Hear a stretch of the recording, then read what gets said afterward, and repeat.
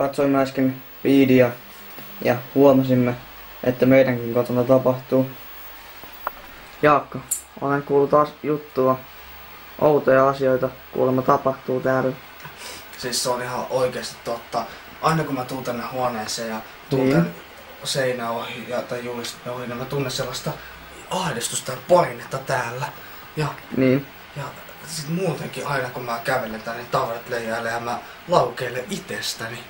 Ja tää patja, mikä tässä on. Mä oon kuullut, että tässä tuntuu ahdistusta. Aina kun mä tuun tähän patjalle, mua alkaa ahdistaa ja mä tunnen, että tässä taitaa olla joku saanut aivan helvetinmoista kyytiä.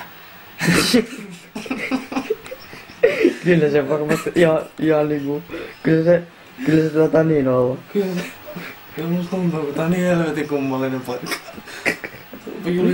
Ja aina kun mä tuun tähän julisteen kohdalle, niin aina jos ei tuu painetta. Jos ei tuu painetta, niin sitä julistaa vaan suunsa. Ja tissit näkyy. Okay. No niin, ahdistus.